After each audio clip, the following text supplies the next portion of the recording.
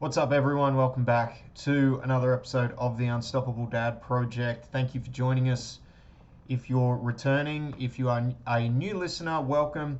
Hope you find some value from what we do here. So, this week, I want to do a relatively quick podcast and talk about not overcomplicating things. And I'm going to kind of speak specifically to training because that's obviously my area of expertise.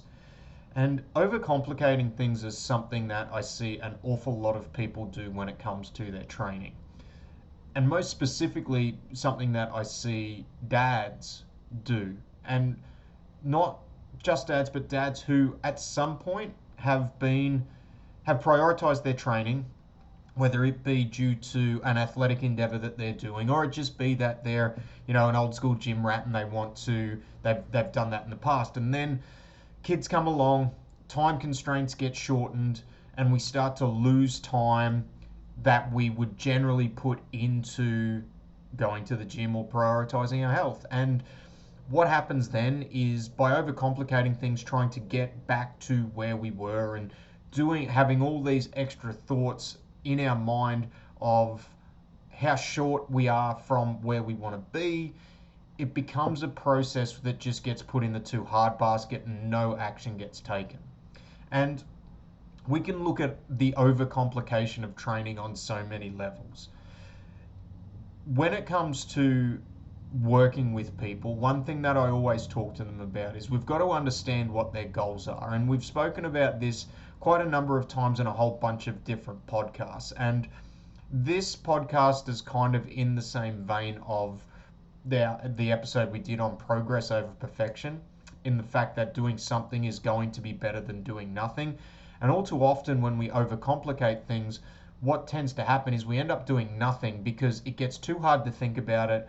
As dads, as parents, as husbands, fathers, partners, whatever position you're in, we've got so many other things that we've got to think about on a daily basis that when it starts to coming to just firstly having the time to train, but then also what we are going to do with their training, if we spend too much time overcomplicating it, trying to do the biggest and best things that we see on the latest Instagram influencers post, or we see this guy over here who's fucking balancing on a Bosu ball with a barbell over his head doing overhead squats.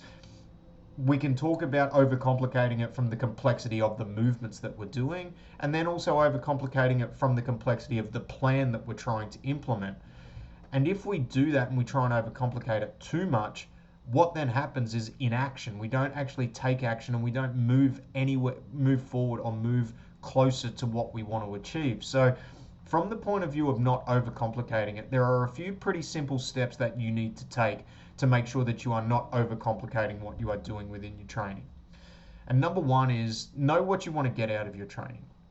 Most of the people that I deal with, whether it's within the gym environment or it's within the Unstoppable Dad Project, they are just simply trying to be more functional and be the best version of themselves here and now. Now, that version of yourself here and now cannot be compared to a previous version of yourself. It may end up being that the version of where you are now may be the same or better in particular context as to where you are, or it may be that it's completely different. And that's obviously going to depend on what your point of reference is from your past and what your set of circumstances is now. But I can tell you as a rule that a lot of people that I deal with want to get back to a point, to something they were in their past where their circumstances are at completely opposite ends of the spectrum. And I'm here to tell you that if you go into it with the same plan, but you have different circumstances, kids, different job, and all these other commitments that maybe you didn't have at that previous time in your life, you are setting yourself up for failure. So understanding where you want to be here and now and your reason for wanting to do that. And as I said, for the vast majority of people that I'm dealing with, it's literally to be more functional and to be a better role model for their kids, to be the healthiest version of themselves, be able to move better, be able to get stronger. And there's a whole lot of kind of subsets of goals in there, but they're to start off with. And they are relatively simple goals to achieve, even though we may think they are very, very hard. And this is what I'm talking about of overcomplicating it. And when we need, and then from there, once you understand that, you can start to work out a plan on where you want to go. Now, if you are training for general health and wellness, you probably only need to look at training about 3 hours a week. Now, that doesn't mean that you can train more if you have the availability to, but for a lot of people that have families or intense jobs or both, 3 hours a week can be a bit of a stretch, especially if you're not doing it right now. But doing 3 hours a week and then adding in things like walks and quite simple things for you to do, trying to be active with the kids, taking them down to the park, running around with them, but doing kind of 3 hours of structured training a week is generally enough for you to start moving the needle in the right direction. And all too often we get this in our head that we need to be at the gym 5, 6, 7, 8 hours a week. And if we're not going to get results. Well, firstly, you need to understand what it is, your overarching reason why, and then you can start to refine some results from there. But understanding that, and then if you are just training for general health and well-being, allocating 3 hours a week for you to spend some time on yourself to better yourself physically is really all you need. And doing a combination of strength training, I think if you are, let's say you may only have 2 hours a week to actually get to the gym, but then you can do, like, you might be able to go for a run or walk or things like that, where like the travel time doesn't need to be factored into it. But if you were doing 2 hours of strength training a week and then you were doing another hour to 2 hours cumulative over the rest of the week of kind of steady state cardio, you will find that if you stick to that and you're consistent with that for a 6 or 12-month period, your strength levels will be in a completely different place to what they are now. And not only that, probably your physical appearance, your body composition, if that stuff is important to you, is probably going to be in a different spot as well. And that's literally only using 3 to 4 hours a week to try and move things in the right direction. Whereas if you try and overcomplicate, you're trying to find 6 to 8 to 10 hours a week to allocate to your training, it's just going to be too much. And sticking to old plans or trying to build out or stick to plans that are designed to have that time constraint in mind is not going to be conducive to where you are right now. So thing number one is understand what you want to do this for, like the overriding reason. As I said, this conversation is designed more for those people that want to just have some balance in their life, be more physically capable, try and raise their base level of strength, and be more active, be a better role model for their kids, and just prioritize a little bit of time for themselves. And then don't overcomplicate it with the time that you need to do it. Like I said, for a lot of people, 3 hours a week of dedicated training time in the gym is enough. And then doing some other stuff out there where it's just being active, going for walks, all that type of stuff is great. You don't need to spend 5 or 6 hours in the week. In fact, that can start to work in the opposite direction for you, where you're potentially not recovering properly, especially if you're not getting adequate sleep, which is something we know as parents, especially new parents, is a big deal. I did an episode on sleep the other week, so if you want to know a little bit about some things that you can do to kind of help you sleep, you can go back and listen to that. But sleep's probably not right. Maybe nutritional intake isn't where it needs to be to kind of enhance recovery. So, doing that 3 hours a week of structured training is probably just enough to keep your body physically active without having the adverse effects of doing too much training because you're under recovering too much. So that for a lot of people is sustainable, and it's something that it's actually a stretch for a lot of people to try and do. Now, from the actual mechanics of the training program, you don't want to overcomplicate this too much. Obviously, I'm a coach, I'm a personal trainer, and this is what I've done for the last 10 years. And I believe that if you are at a point where you are struggling to think about all these things you need to do, employing somebody to help you with a plan is going to be the best thing you can do to move the needle forward. And this is still not overcomplicating it, right? But employing somebody that not only that understands your particular set of circumstances and the goal that you want to achieve. Not just going and signing up to something online because it's cheap, like $9 a week from a guy that has a six pack, that hasn't had any kids in his life and expects you to train 6 days a week, because that might work for the short term, but it's also not potentially conducive with your lifestyle, one, and your goals that you're trying to achieve, two. But somebody who is aligned with what you want to achieve. And if that is general health and well-being, somebody that kind of talks to you about training 2 to 3 times a week and just getting some other activity in outside of that is probably the best way to go.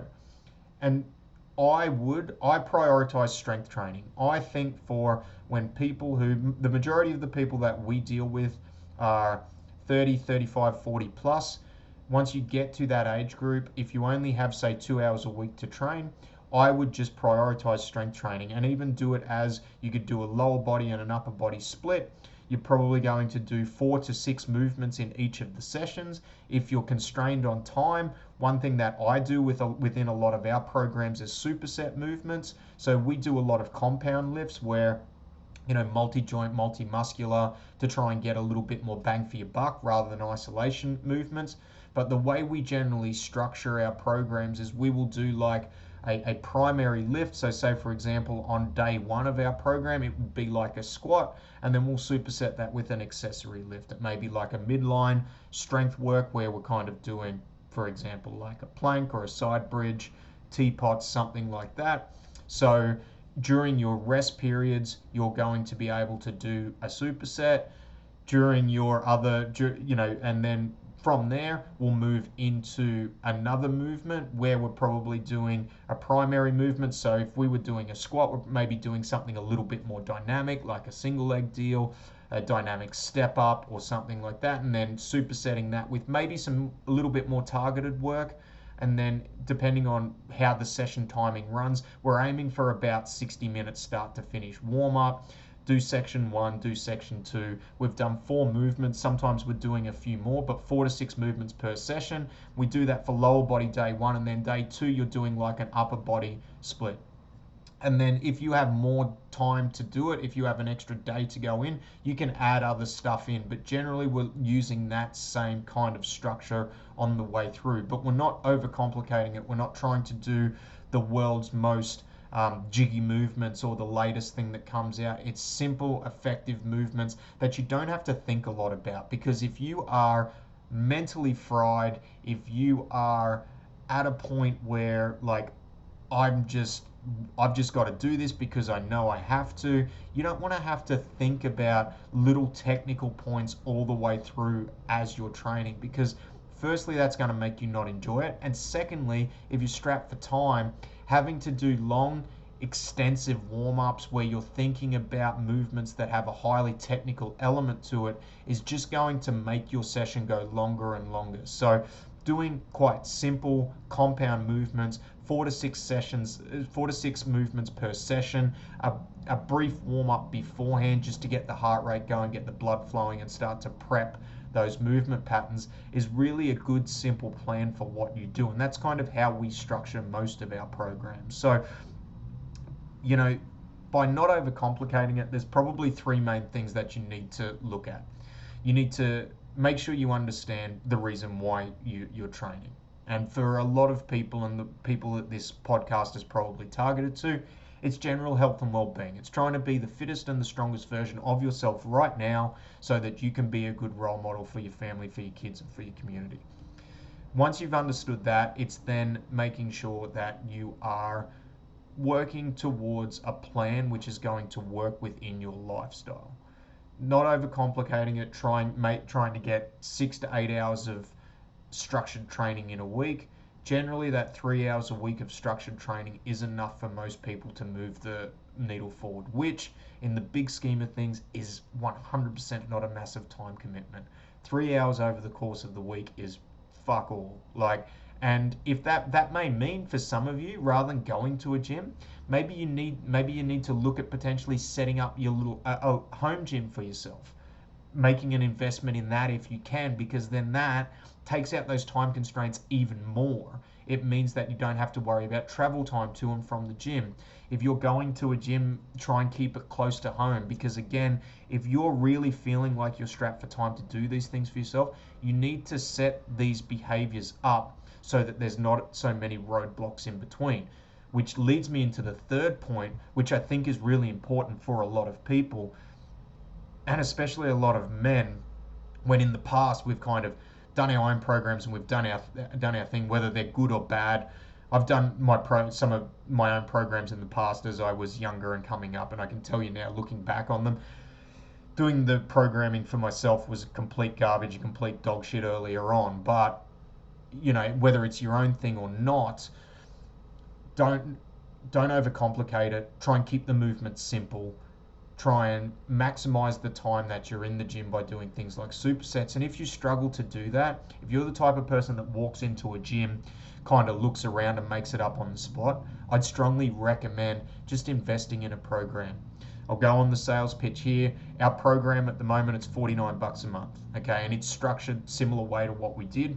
What we do is we actually have 2 mandatory days, so it's minimum 2 hours for those training sessions, and then we have optional days outside of that, covering off extra strength, extra aerobic work, and things like that. So, and then we have some at-home bodyweight programs included in the at-home, the Unstoppable Dad project. So if you can't get into the gym, you have the option to do it at home, bodyweight in the backyard, about 30 minutes to get those done. So we try and make it flexible and adaptable, and that's one thing that I've become very good at over the last 10 years, dealing with all the people I have, as well as the circumstances that I've had to particularly go through with owning a business, having kids, and wanting to do other stuff. So having this adaptable, flexible plan where there's a minimum that you need to do. For us, it's that 2 to 3 hours a week. And then on the weeks that you can push a little bit harder. But as long as you get that minimum done, that 2 to 3 hours, for a lot of us, if you can stick to that for a 6 to 12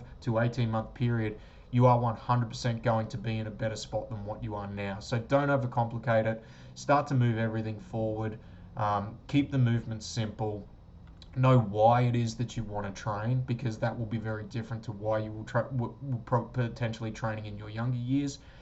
And get yourself a plan if you're struggling with it. They're the things that I would do if you're finding it hard to get back into some form of physical training. Don't overcomplicate it. Keep it moving forward. So if you've got all the way through to the end, well done. Went a little bit longer than what I thought it was going to. Please like, share, subscribe on all the podcast channels. Leave us a review if you're on Apple. Jump on the Facebook page. It's the Unstoppable Dad Project. Instagram at the Unstoppable Dad, and the video version of this podcast will be up on YouTube as well. So subscribe on there to be notified when a new episode drops. So thank you very much. Have a great week. We'll see you soon. Bye.